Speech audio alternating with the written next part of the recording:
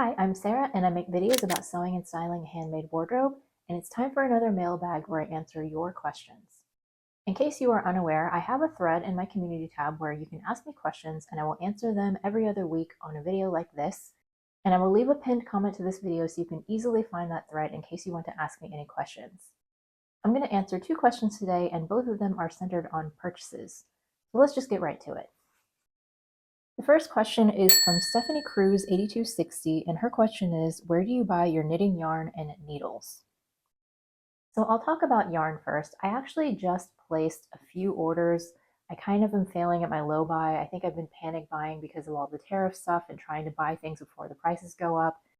So I have actually bought quite a few things recently. I've bought some yarn, I've bought some fabrics and patterns.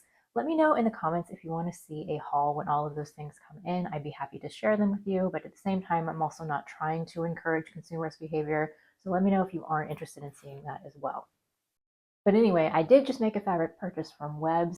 I do purchase quite a few yarns from Webs or yarn.com and also Knitpicks. But I've heard that both of those shops are kind of going downhill. I've heard that they switched ownership and maybe they aren't as good as they used to be. I really don't buy yarn that frequently anymore. In terms of one-off skeins, like one-of-a-kind, hand-dyed type skeins, I have so many already in my stash that I don't really buy it anymore. I have no reason to. I could just go to my stash and pick something out that I already have. So a lot of the dyers that I used to buy from aren't even in business anymore. But of the ones that I can think of that are still in business that I do really like is Mustache Yarn and Hedgehog Fibers. And there's probably a few more, but those are just off the top of my head, companies that I do know are still in business and I did really like.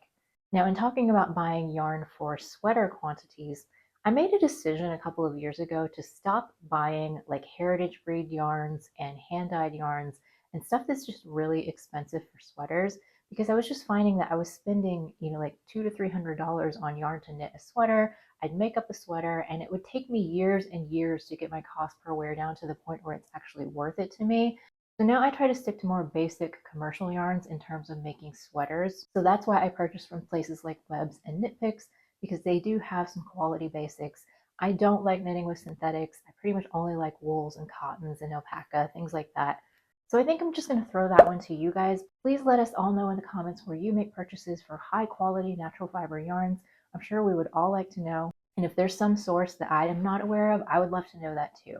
Now, the knitting needle part of it, it's kind of opening up a whole can of worms because I have so many knitting needles.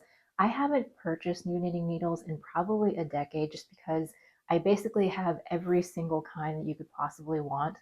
So again, I'm really not the right person to be asking where to buy needles currently because I assume that prices have gone up, but I haven't bought any in so long. I don't know what's worth it anymore. I don't know what's a good value. But I did try to write down most of the needles that I have just so you know what I have on hand and what I do enjoy using.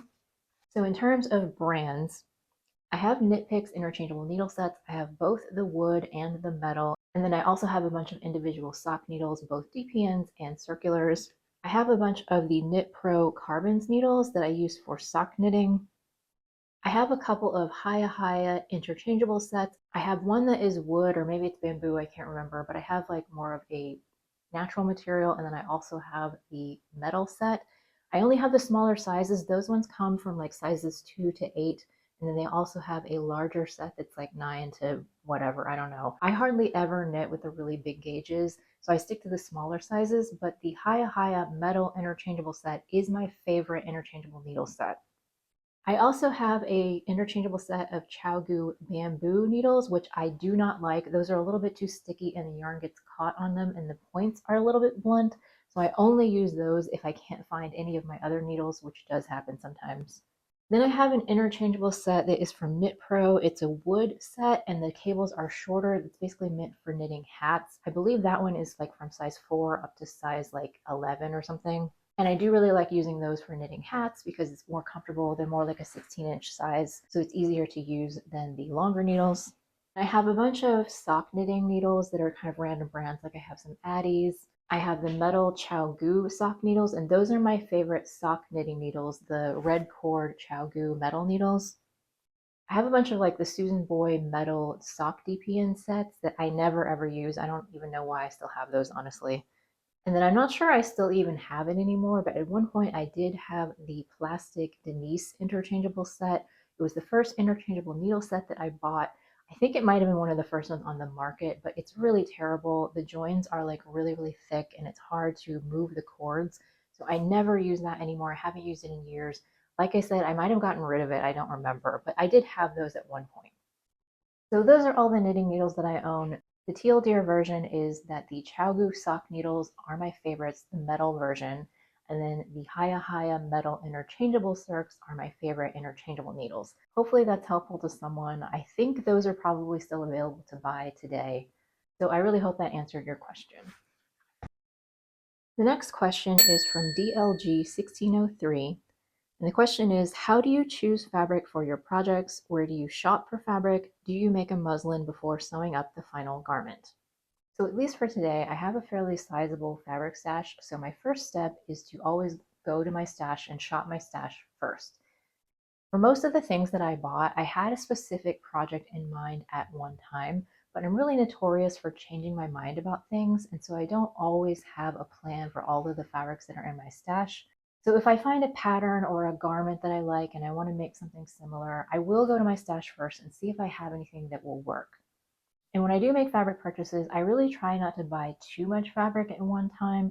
I also try to buy for specific projects that I have in mind, and then I try to make those projects as quickly as possible so that I don't end up changing my mind and then having an orphan fabric again. Sometimes that doesn't always work, but I've really been trying my best to do that. And because I'm the kind of person who just hates paying for shipping, I will often try to fill up my cart so that I can meet a free shipping threshold, which generally means that I'm buying for a few projects at a time. Like I did just buy a certain amount of fabric from a few different shops, and I got enough to make maybe 4 or 5 different projects, which honestly is probably a little bit too much, but I'm really hoping that when these fabrics come in, I'm going to be able to sew up all of these things before the end of summer, because that was kind of my focus, was this upcoming spring and summer season and buying fabrics for a few projects for warm weather garments. To answer where do I shop for fabrics, I did make a video relatively recently about my favorite fabric shops. I think most of them are still open, except not Joann, like RIP Joann. But other than that, I think all the rest of them are still open and I still buy from them. So I will go ahead and link that video down in the description box, and I'll just refer you to that video rather than repeating myself. And to answer the question about sewing up a muslin, I used to never make muslins, and then I went through a phase of making wearable muslins. But I've discovered that wearable muslins are kind of pointless because I will often end up sewing something up and it doesn't quite fit right, and so I don't really like it, and I eventually end up getting rid of it.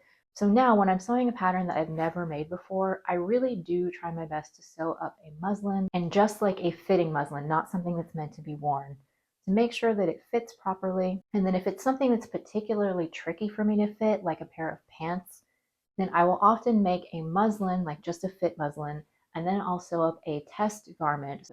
So I will go ahead and sew up the whole thing, but in a fabric that I'm not completely in love with. I often find that the first time that I make something, it's not quite right. It usually needs a few more tweaks.